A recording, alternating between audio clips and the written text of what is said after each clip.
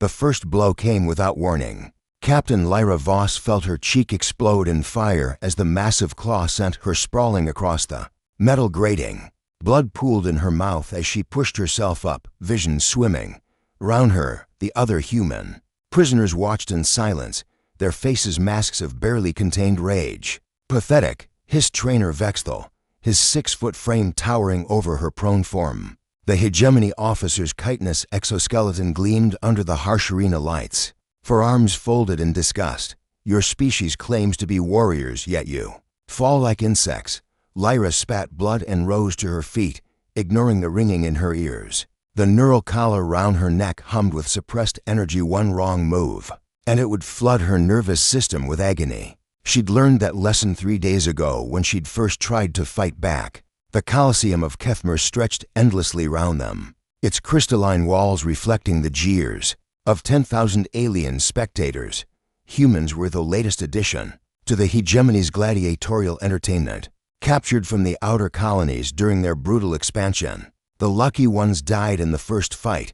The unlucky ones, like Lyra's unit, survived long enough to become training fodder for the next batch of victims again. Vexthal commanded, his mandibles clicking with amusement.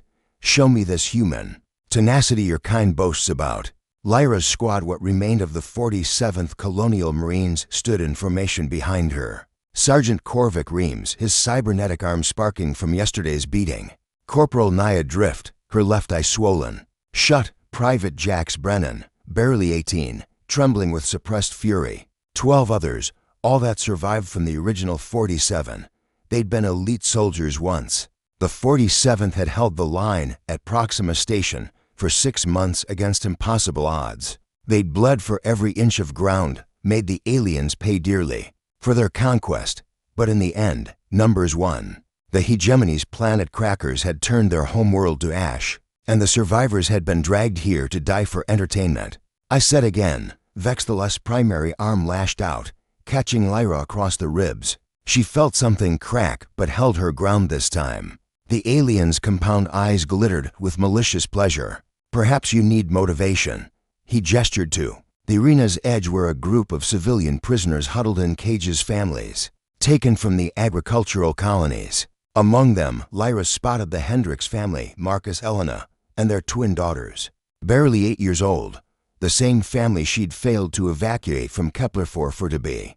Kill one of your soldiers, Vexthal commanded, producing a plasma blade that hummed with deadly energy. Or I select which civilian dies screaming. The arena fell silent except for the distant rumble of the crowd. Lyra felt her squad's eyes on her, saw the resignation in their faces.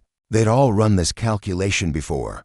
In the 3 weeks since their capture, they'd watched dozens of human fighters torn apart for the entertainment of creatures who viewed them as exotic animals. But something had changed in those 3 weeks. The constant beatings, the endless humiliation, the casual cruelty. It had burned away everything except the core of what made them human.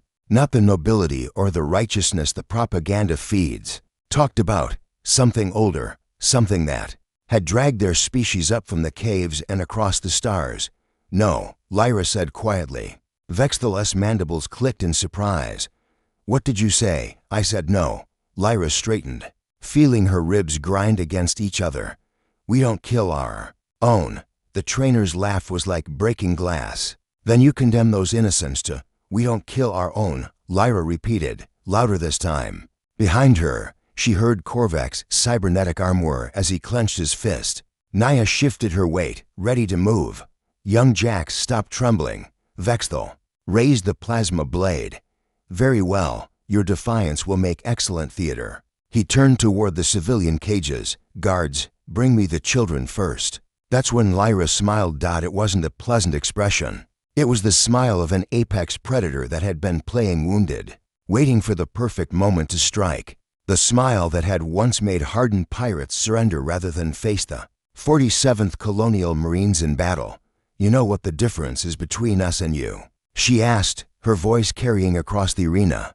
Vexthal paused, something in her tone triggering ancient predator instincts. Even his civilized mind couldn't suppress. You fight for entertainment. Lyra continued, her squad spreading out behind her with practiced precision. We fight for keeps. The neural collar round her neck sparked and died. Its circuits fried by the improvised EMP Korvac had been building from salvaged components. For the past week, around the arena, other collars began failing in sequence as the signal cascaded through the hegemony's control network. For the first time in 3 weeks, the humans were free to fight back. And they were very, very angry. The first guard died. Before he could draw his weapon, Jax Brennan moved like liquid violence, his 18-year-old body honed by months of colonial warfare. The Kithrin Guard's plasma rifle was still rising when Jax's improvised shiv, a sharpened piece of arena debris, punched through the gap in his Carapace armor. Blue blood sprayed across the metal grating as the insectoid alien collapsed, his death scream echoing through the Colosseum. "Take his weapon," Lyra shouted, diving toward the fallen guard's rifle as chaos erupted around them. The arena's emergency klaxons wailed as more guards poured through the access tunnels. Vexthal backed away, his forearms reaching for the communicator on his belt. But Korvac was already moving. The sergeant's cybernetic arm telescoped out, servo motors whining, and caught the trainer by the throat. "Where do you think you're going?" Korvac growled, his augmented fingers tightening around Vexthal's neck. But the hegemony hadn't conquered half the galaxy by being slow to react. Pulse fire erupted from the arena's upper levels as automated defense turrets came online. Corporal drift rolled behind equipment crate as energy bolts chewed chunks. From the metal around her, suppression pattern alpha, Lyra commanded, the familiar rhythms of combat flooding back. The 47th had drilled these movements until they became instinct, muscle memory that survived even alien captivity. Her Marines scattered with practiced efficiency, using the arena's obstacles for cover, while laying down coordinated fire. The stolen plasma rifle felt alien in her hands to light. Wrong balance, but the principles remained the same: point, shoot, kill. A hegemony assault trooper crested the arena wall, his powered armor gleaming. Naya's shot took him center mass, the plasma bolt punching through his chest plate like paper. He tumbled 20 feet to the arena floor, dead before he hit the ground. "Captain," Jax called out, his young voice tight with strain. "More coming through Tunnel 7. Lyra spun, saw the fresh wave of guards flooding in. These weren't the casual arena security they'd been fighting. These were hegemony shock infantry, elite soldiers bred for war, equipped with military-grade weapons and armor. The first squad through the tunnel moved with mechanical precision, their rifles tracking in perfect synchronization. Pulse fire erupted in a coordinated barrage that forced the humans to dive for cover where their shots landed. The metal superstructure glowed white-hot. "They're boxing us in," Korvac shouted over the weapon's fire. He still had Vexthal in his grip, using the trainer as a living shield. "We need an exit," but there was nowhere to go. The arena was a killing ground by design. No cover, no escape routes. The hegemony had learned from other slave revolts. They'd made sure their gladiatorial pits were perfect death traps. Lyra felt the familiar weight of command settle on her shoulders. 15 Marines against an entire hegemony battle station. Impossible odds, no backup, no hope of extraction. Just like Proxima Station all over again. She'd held the line there for 6 months. But in the end, she'd failed. Her world burned, her people died, and she'd been dragged here in chains to die for alien entertainment. But this time was different. This time, she wasn't trying to hold ground or protect supply lines. This time, she just had to kill as many of the bastards as possible before they brought her down. The thought was oddly liberating. "Listen up, Marines," she called out, her voice cutting through the chaos. "We're not getting out of this alive, but we're going to make them remember why they shouldn't have woken up sleeping giants." A plasma bolt sizzled past her head, close, enough to singe her hair. She responded with a 3-round burst that scattered a squad of advancing guards. Drift, Brennan, flanking maneuver on the civilian cages. "We get those people out first." "Copy that, Captain." Naya was already moving, her rifle spitting fire as she bounded from cover to cover. Young Jax followed, his face set in grim determination. The shock infantry pressed their advance, their heavy weapons chewing through the arena's obstacles with ruthless efficiency. But they'd made one crucial mistake. They'd underestimated what cornered humans were capable of. Private Torres, a demo specialist who'd been quiet for the past 3 weeks, suddenly stood up from behind a burning equipment crate. He'd been working on something during the long nights in their cell. Pieces of salvaged electronics and arena debris. Now he held it up like an offering to the gods of war. Fire in the hole. He screamed and hurled his improvised explosive directly into the advancing infantry formation. The blast tore through the arena like the fist of an angry god. 3 shock infantry vanished in the explosion, their powered armor no match for military-grade ordnance crafted from spare parts by a desperate human engineer. The shockwave knocked the remaining aliens flat, their formation dissolving into chaos. Now Lyra commanded before they regroup. The 47th Colonial Marines rose from cover like avenging spirits, their weapons blazing. No longer the broken prisoners who'd been beaten and humiliated for entertainment. They were soldiers again, and they remembered how to wage war. But even as they pressed their attack, Lyra could see the larger tactical picture. More guards were coming, hundreds of them. The entire station was mobilizing against their revolt. They had minutes, maybe less, before overwhelming force crushed their desperate gambit. In his grip, Vexthal gurgled something that might have been a laugh. "You cannot win," he wheezed. "There are thousands of us. You are barely a handful." Korvax. Cybernetic fingers tightened, and several of the trainer's teeth cracked audibly. "Maybe," the sergeant admitted, "but we're going to make you pay for every single one of us." As if to punctuate his words, the arena's main doors burst open. Heavy assault mechs stomped through, their weapons systems already spinning up to firing speed. Behind them came more shock infantry, and behind them, the station's full military complement. The battle for the Colosseum was about to begin in earnest, and the humans were just getting started. The first mech's particle cannon painted the arena.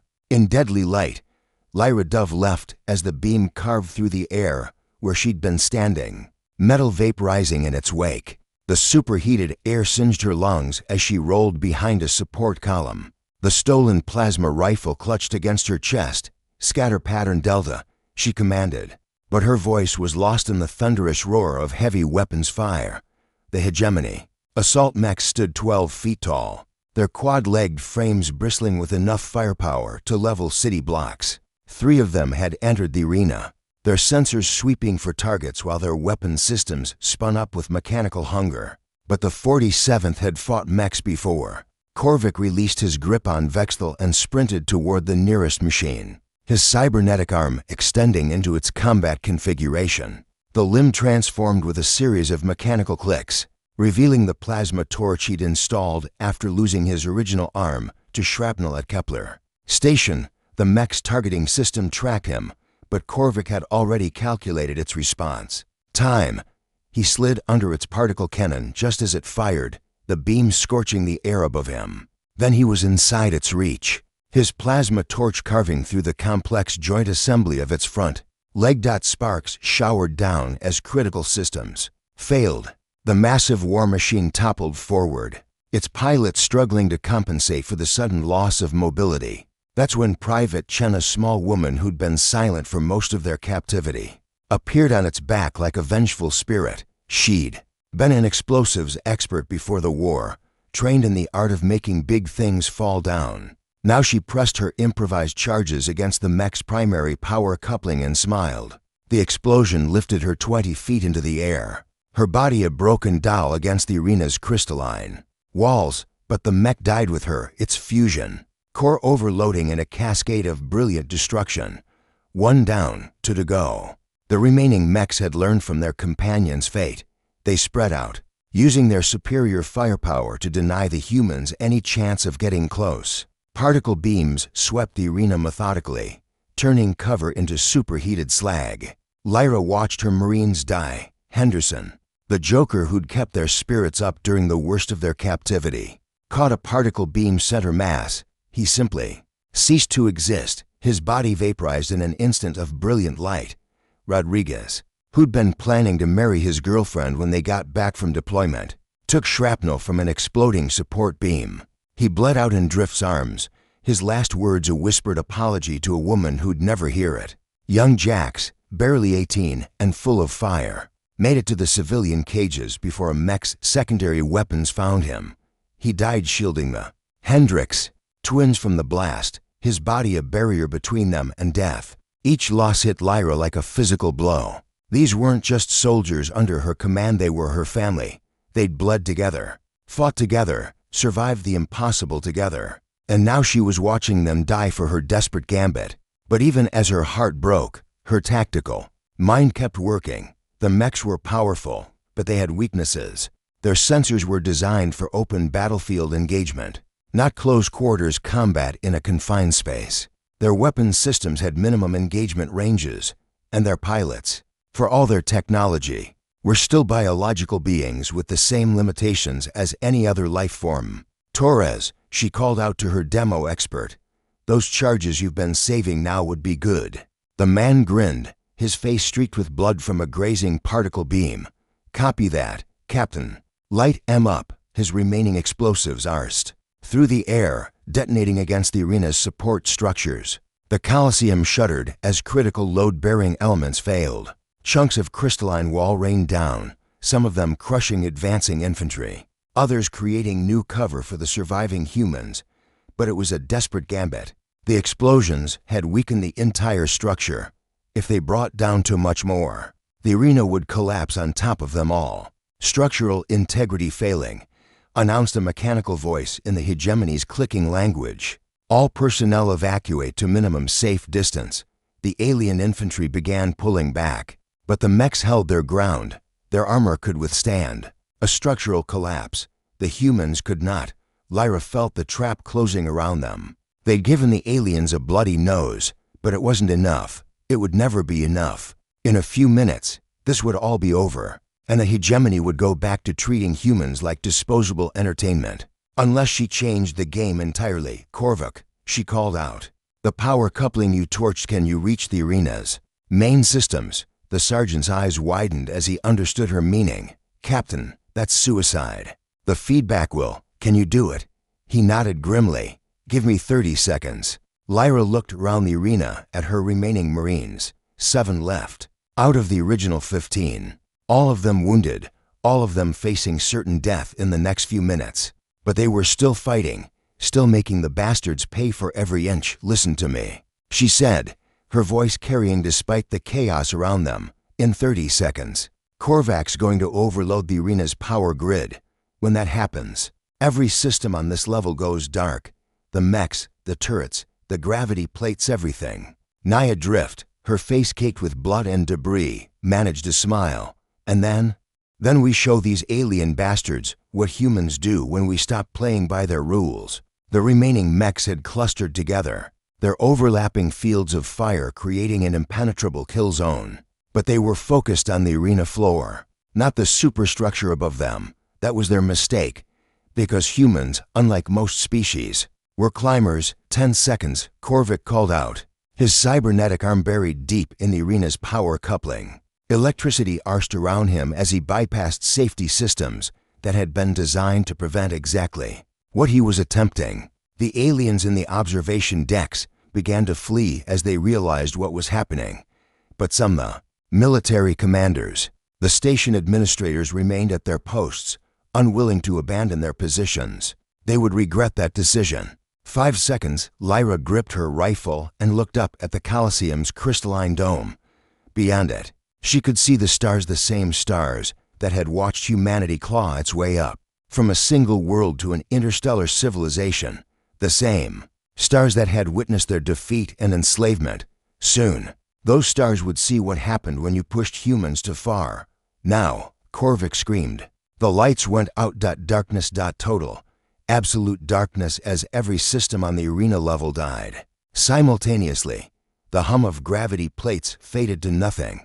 The whir of air recyclers stopped. Even the emergency lighting failed as Korvac's overload cascaded through the station's power grid. Like a digital plague. In that darkness, the humans moved. They'd trained for this, countless hours of night operations, zero-G combat, fighting in conditions where their enemies couldn't see them coming. The 47th Colonial Marines had earned their reputation in the void between stars, where darkness was just another tool of war. The mech's pilots screamed in their alien languages as their Sensors went dark. Blind and deaf, the massive war machines fired wildly into the black, their particle beams painting brief, brilliant strokes against the arena walls.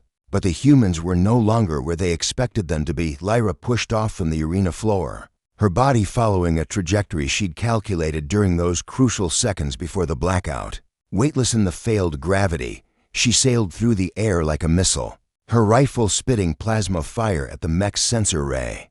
The shots connected, sparks cascading from the machine's optical systems. The pilot, already blind from the power failure, was now completely cut off from the outside world. He fired again, the particle beam carving a glowing line through empty air. Drift came from the opposite direction, her small frame an advantage in zero gravity. She'd tied several of Torres's remaining explosives to her belt, turning herself into a living missile. Her trajectory carried her directly out of the mech's primary weapon housing. For Henderson, she screamed and triggered the charges. The explosion tore through the mech's particle cannon, the weapon's own power coupling adding to the destruction. The machine staggered, its pilot struggling to maintain control as critical systems failed throughout the chassis. But mechs were built to survive, even crippled, even blind. The machine's backup systems kicked in, its secondary weapons pulse. Rifles and micromissile launchers began firing in a defensive pattern, designed to clear everything within 50 meters. Private Oswald, a quiet man who'd kept to himself during their captivity, caught a burst of pulse fire in the chest. The impact sent him spinning through the zero-G environment, his blood forming perfect spheres that drifted like ruby stars in the darkness. But his sacrifice bought precious seconds for the others. To close distance, Korvuk, his cybernetic arm, sparking from the electrical overload he'd endured, grabbed hold of the mech's rear housing. His plasma torch, damaged but still functional, began carving through the machine's armor plating. The pilot inside screamed as superheated metal began falling like rain around his cockpit. "The fusion core," Lyra called out, her voice barely audible over the sounds of battle. "If we can breach the containment." A pulse rifle burst interrupted her words, the shots coming dangerously close to her position. The second mech had managed to reboot its targeting systems, its pilot using thermal imaging to track the human's body heat signatures. But the 47th had fought in environments where even thermal imaging was useless.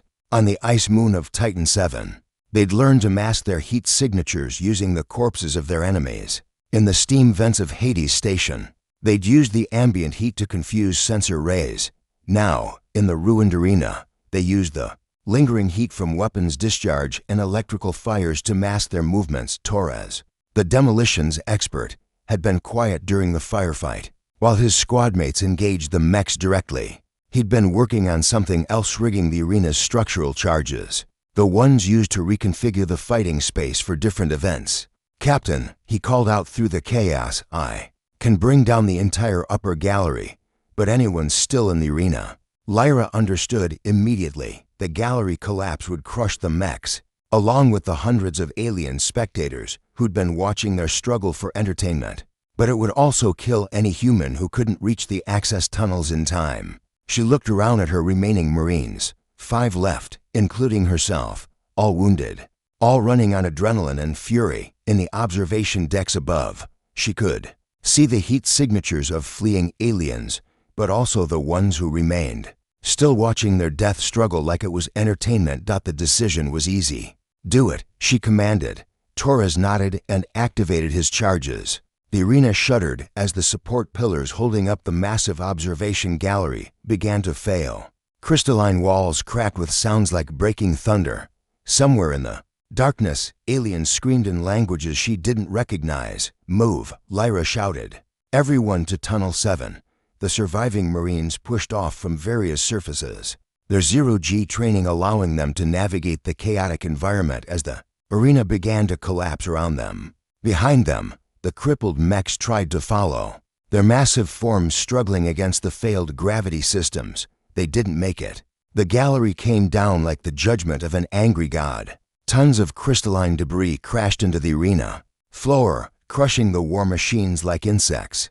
The pilot screams cut off abruptly as their armored cockpits were flattened under the immense weight.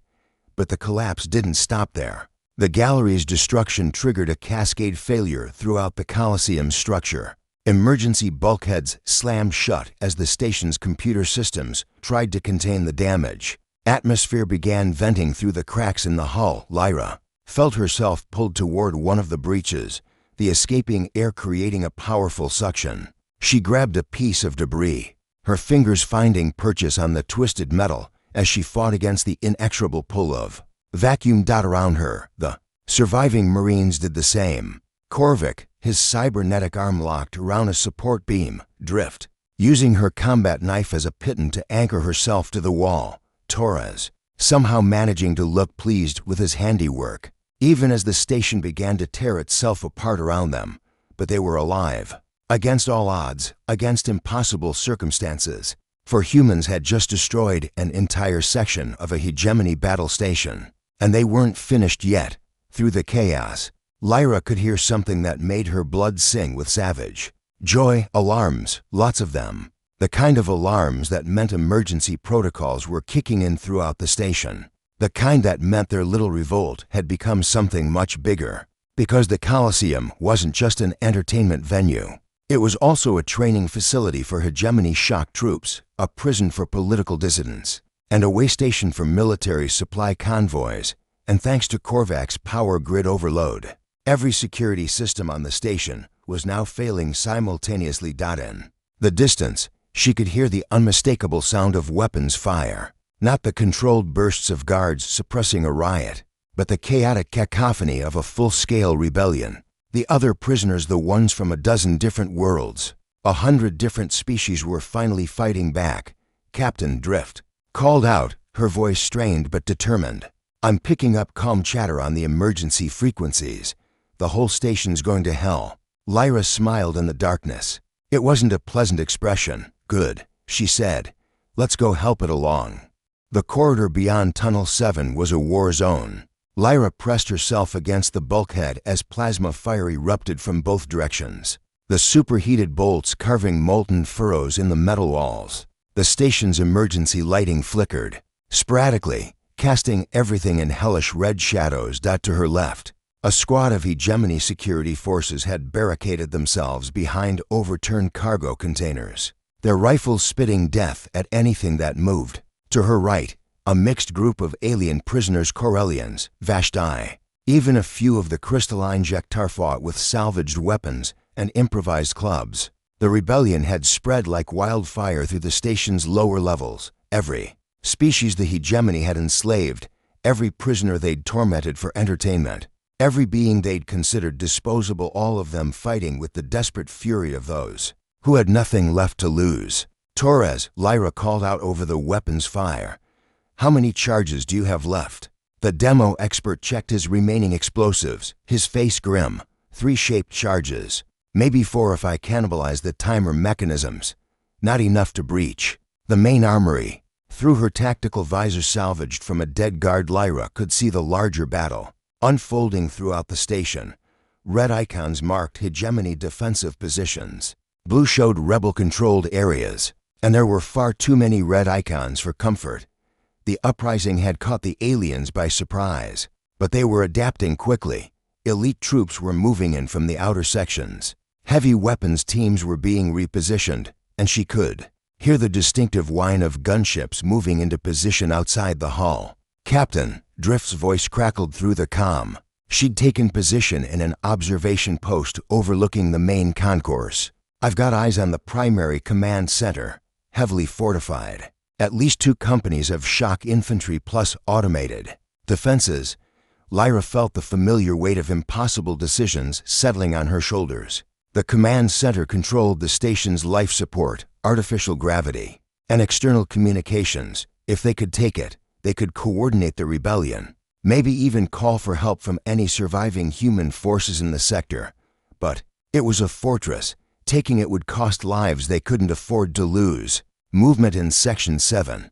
Korvac's voice cut through her thoughts. "Heavy armor. Coming this way fast." The sergeant had positioned himself at the intersection of 3 major corridors, his cybernetic arm converted into a makeshift plasma cannon. He'd been holding the position for 20 minutes. but his improvised weapon was running low on power cells. Lyra made her decision with the cold efficiency that had kept her alive through 6 months. Of siege warfare, Torres, give Korvik 2. Of your charges, set them as remote mines on the main approach.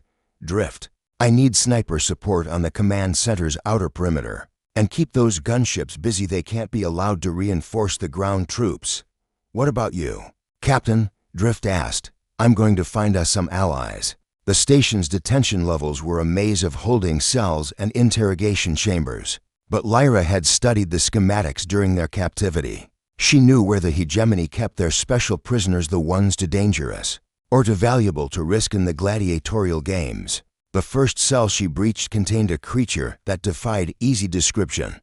Humanoid in basic shape but covered in what looked like living shadow. Its form seemed to shift and flow like liquid darkness. When it spoke, its voice was the whisper of wind through graveyards. You are the human who began this uprising, it said, not a question but a statement of fact. I am.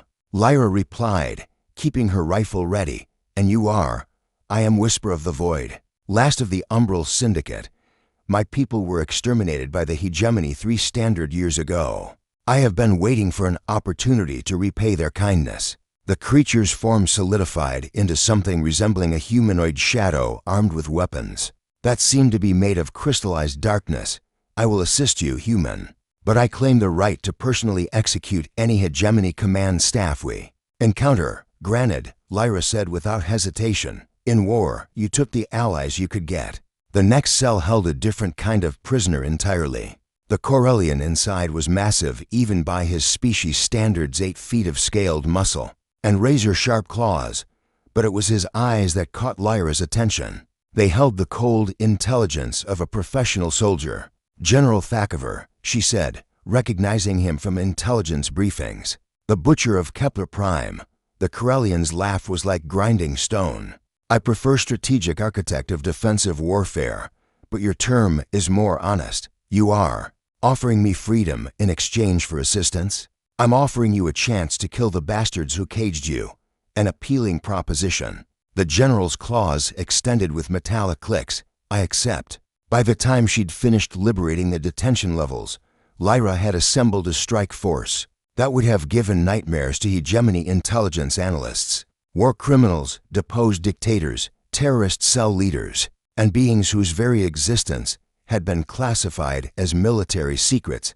They were monsters, every one of them, but they were her monsters now. The assault on the command center began with Torres-shaped charges detonating simultaneously across 3 levels. The explosions tore through the station's superstructure, sending shockwaves that could be felt in every section. Korvak's improvised plasma cannon opened up from the main corridor, its shots punching through the shock infantry's powered armor. Like tissue paper, the sergeant had pushed his cybernetic arm well beyond its design limits, and Lyra could see sparks cascading from its joints as critical systems failed. But he held the line.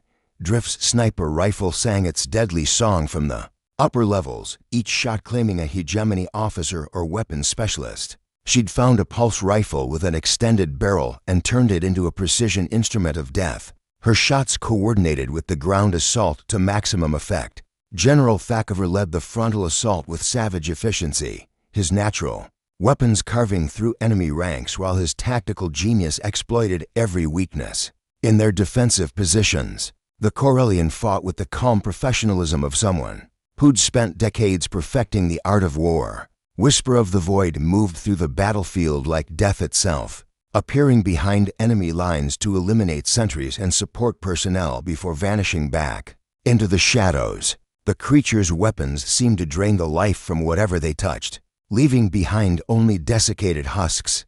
The battle raged through the station's corridors with unprecedented brutality.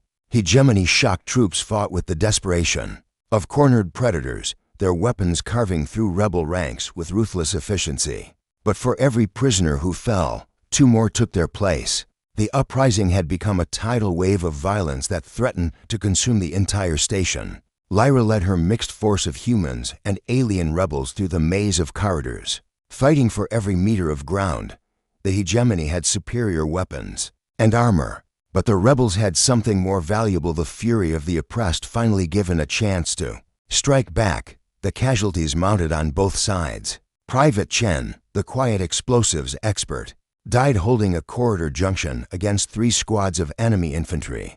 Her improvised mines claimed dozens of aliens. Before they finally overran her position, General Thackever took a particle beam to the chest during the final approach to the command center.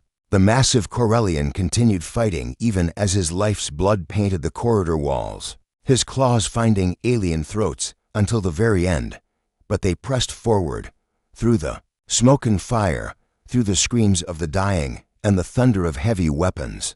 They pressed forward, because that's what humans did when their backs were against the wall. They pressed forward. The command center's blast doors were 3 feet of reinforced titanium steel, designed to withstand direct hits from orbital bombardment. They stood slightly ajar, revealing only darkness beyond. It was obviously a trap. I count at least 40 heat signatures inside, Drift reported from her overwatch position. Probably more using thermal dampeners. They're dug in deep, Captain. Lyra studied the tactical display on her salvaged visor. The command center was the station's nerve center. Control it, and they could coordinate the rebellion across all levels. Lose it, and the uprising would fragment into isolated pockets of resistance that could be crushed piecemeal. But she had fewer than 30 rebels left. The assault through the station's corridors had cost them dearly. Torres was dead, his body somewhere back in the maze of corridors they'd fought through. Korvac's cybernetic arm had finally failed, completely, leaving him with only his sidearm and his rage. "They're waiting for us to charge in," Whisper of the Void observed, its shadowy form flickering with what might have been amusement. A classic killing ground scenario. The moment we breach those doors, concentrated fire from multiple angles will eliminate the majority of our force. Then we don't give them what they expect, Lyra said. She turned to the remaining rebels, a mixture of humans, Corellians, Vashti, and other species she couldn't identify. All of them bore the scars of their captivity, the marks of beings who'd been broken and rebuilt in the furnaces of alien oppression. "Listen to me," she continued, her voice carrying the authority of command despite their desperate circumstances. "The hegemony thinks they know how we fight. They've studied our tactics, our strategies, our patterns of behavior.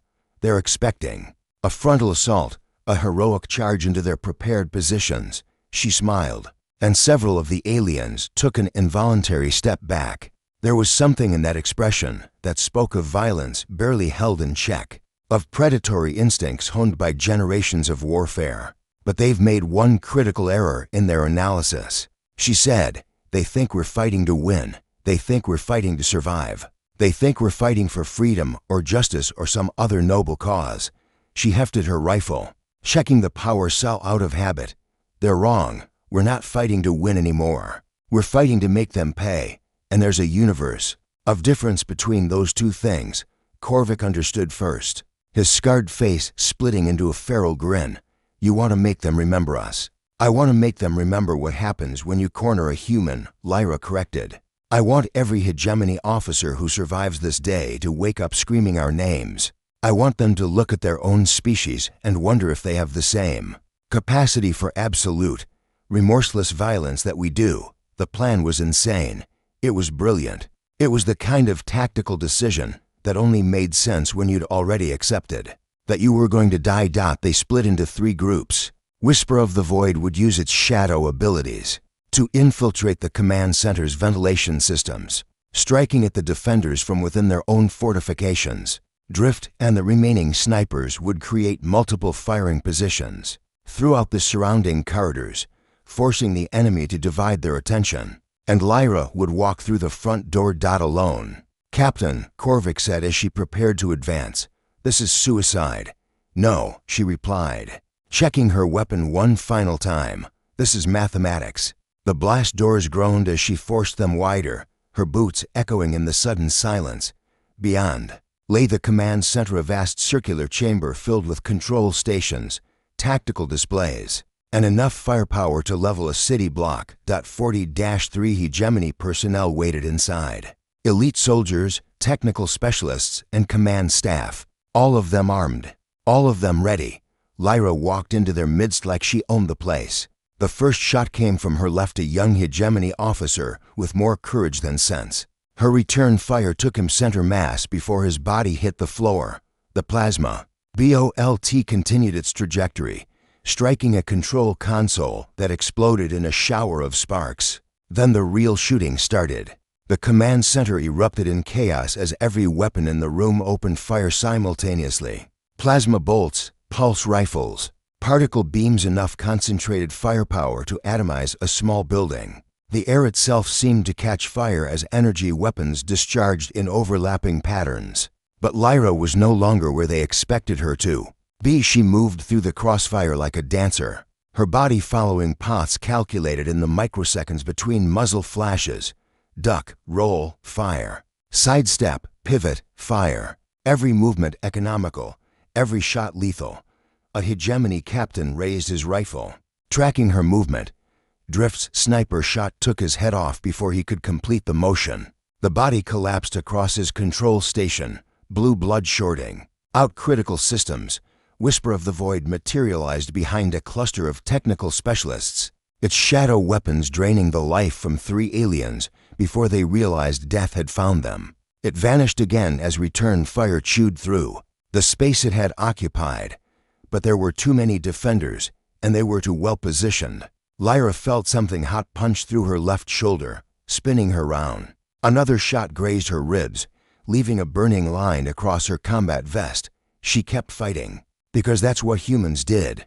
When wounded, when outnumbered, when facing impossible odds, they kept fighting. It was the one constant that had carried their species from the caves to the stars, the fundamental truth that defined what it meant to be human.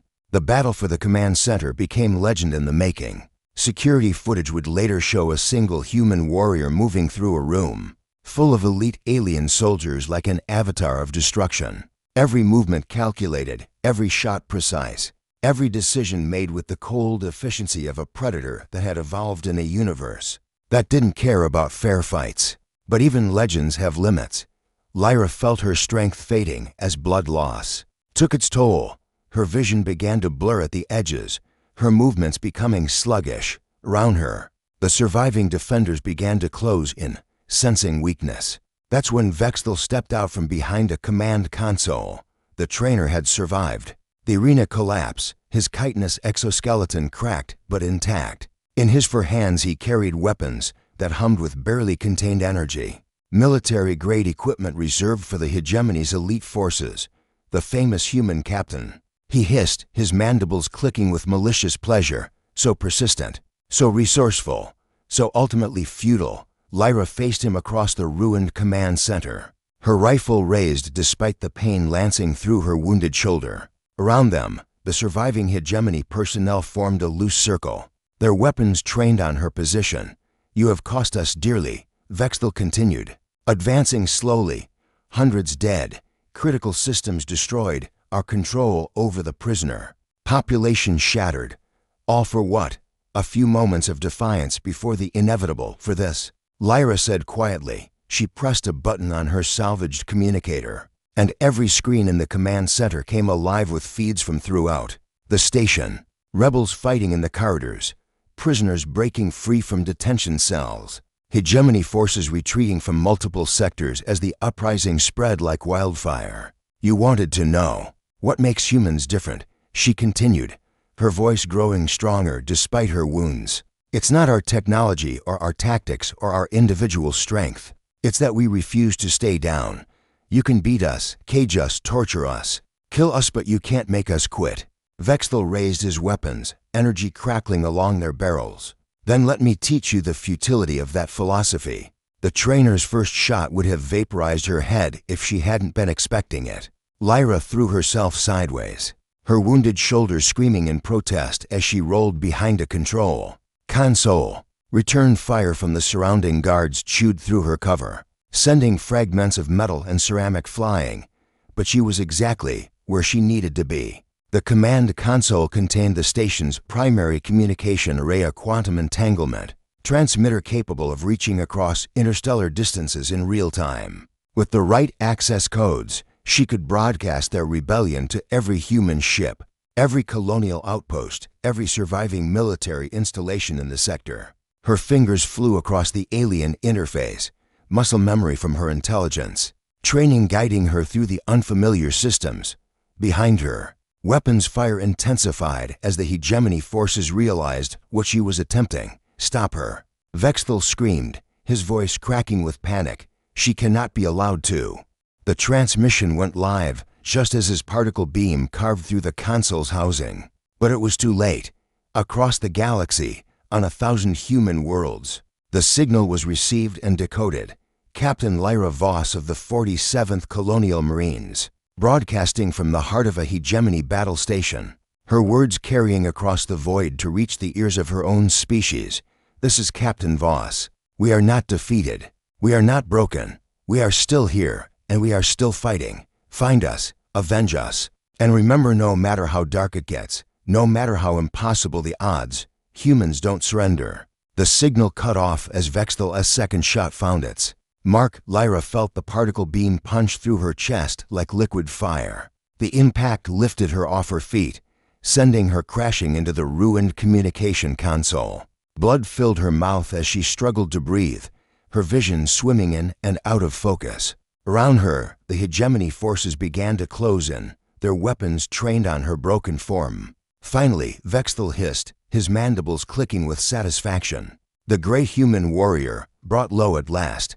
But as he approached, something in Lyra's expression made him pause. She was smiling. It was the same predatory grin she'd worn in the arena, the expression of someone who'd already won a game her opponent didn't even know they were playing. "You think this is over?" she whispered, blood speckling her lips. "You think killing me ends this?" Through the command center's viewports, the first explosions began to bloom across the station's hull, bright flowers of destruction that spoke of coordinated strikes from multiple attack vectors. The deck plates beneath their feet shuddered as something massive impacted the outer sections. "Impossible," one of the hegemony technicians gasped, staring at his sensor displays. "Those are human ship signatures, but the fleet was destroyed at Proxima, not all of it." Lyra corrected, her voice growing stronger despite her wounds. "Did you really think the 47th Colonial Marines were the only survivors? Did you really believe you'd found every human ship, every hidden base, every desperate soul with a score to settle?" The truth was written in fire across the hegemony sensors. Dozens of human vessels emerging from hyperspace, their weapons already charged and targeting locked. Destroyers that had been presumed lost at the Battle of Kepler Station, frigates that had vanished during the retreat from the outer colonies, even a few ancient dreadnoughts that should have been scrapped decades ago, their crews determined to make one final stand. They'd heard her transmission. They'd triangulated the source, and they'd come for blood.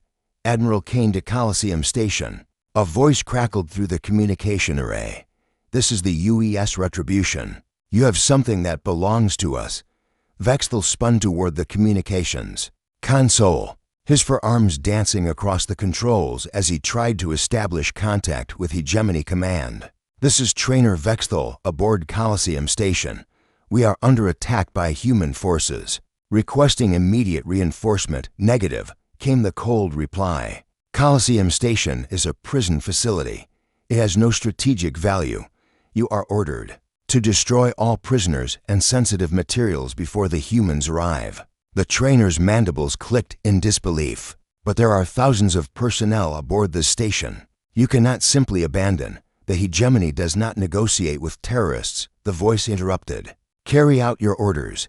Lyra's laughter echoed through the command center, harsh and bitter. "Now you know how it feels," she said, "to be expendable, to be abandoned by the people you trusted, to face death alone while your leaders write you off as acceptable losses." The station shuddered again as human weapons found their marks through the tactical displays. She could see the systematic destruction of the hegemony's defensive systems. The humans weren't just attacking, they were dissecting the station with surgical precision, neutralizing threats without damaging the areas where prisoners might be held. They'd learned from their own defeat at Proxima Station. They'd studied the recordings of that battle, analyzed their mistakes, adapted their tactics. The desperate, scattered fleet that emerged from hyperspace wasn't the same force that had been crushed. By overwhelming numbers. This was a pack of wounded predators that had spent months planning their revenge. Captain Voss, Admiral Kane's voice came through the speakers again. If you're still alive in there, we could use a status report. Lyra dragged herself to the communication console, ignoring the agony that lanced through her chest with every movement. Her blood left crimson handprints on the alien controls as she activated the transmitter. Admiral, she gasped, this is Captain Voss. Station is in partial rebel control. Thousands of prisoners from multiple species in the detention levels. Command center is compromised. She looked around at the hegemony personnel surrounding her, their weapons still trained on her despite the obvious futility of their situation. They were trapped between the human fleet outside and the rebellion within, with no reinforcements coming and no orders except to die. Understood, Captain. Hold tight. We're coming to get you. Vexthal raised his weapon, energy crackling along its barrel. You will not live to see your rescue, he snarled. I will ensure that much. But before he could fire, Whisper of the Void materialized behind him like a nightmare made flesh. The creature's shadow weapons punched through the trainers, exoskeleton with wet, tearing sounds. Vexthal's scream echoed through the command center as his legs gave out, blue blood pooling beneath his collapsing form. You remember what I told you about feeding him his own teeth? Lyra asked conversationally as the trainer writhed on the deck plates. She dragged herself closer to where Vexthal lay bleeding, her movements leaving a trail of red across the metal floor. When she reached him, she knelt beside his broken form and grabbed his mandibles with both hands. This is for every human who died in your arena, she said, and began to pull. The sounds that followed were not pleasant. Vexthal's screams took on a different quality as his own chitinous teeth were methodically extracted and forced down his throat. It was a slow process, made slower by Lyra's weakened condition and her determination to make it as agonizing as possible. The other hegemony personnel watched in horror as their trainer choked on his own dental structure, his forearms scrabbling weakly at his throat. It was a death that would haunt their nightmares for whatever remained of their lives. When it was over, Lyra collapsed beside the corpse, her strength finally failing. Around her, the surviving hegemony forces slowly lowered their weapons. The fight had gone out of them, replaced by a primal fear of what humans might be capable of when pushed beyond all limits. The rescue came 3 hours later. Human Marines in full combat armor stormed through the command center, their weapons sweeping for targets. They found Lyra unconscious beside Vexthal's body, her hands still gripping the trainer's broken mandibles. Medic, one of the Marines, called out, "We've got a friendly down," as they worked to stabilize her injuries. Admiral Kane himself entered the command center. He was an older man, his face scarred by battles fought across a dozen star systems. He knelt beside Lyra's stretcher, his expression grim. "Captain Lyra Voss of the 47th Colonial Marines," he said formally. "By order of the Terran Defense Council, you are hereby awarded the Solar Cross for exceptional valor in the face of overwhelming odds. Your actions have sparked rebellions on 17 different hegemony installations and inspired resistance. Movements across 12 star systems." Lyra's eyes fluttered open, focusing with difficulty on his face. "The prisoners being evacuated as we speak. Every human, every alien, every being that was held in this hellhole is going home." He paused, his voice growing softer. "You did it, Captain. You reminded the galaxy what happens when someone makes an enemy of humanity." She managed a weak smile. "Good, because we're not done yet." "No," Admiral Kane agreed, his own expression hardening. "We're not done, not by a long shot." The Coliseum station was completely evacuated within 18 hours. The human fleet had brought transport ships not just for their own people, but for every prisoner the hegemony had held. Corellians, Vashti, Jektar, and dozens of other species all found passage to worlds where they could be free. The station itself was left as a monument. Its twisted wreckage would drift in space as a reminder to the hegemony and anyone else who might be watching. Humanity remembered its debts, both those owed and those to be collected. And across the galaxy, in hidden bases and rebel cells, on distant colonies and forgotten outposts, the word spread. The humans were not defeated.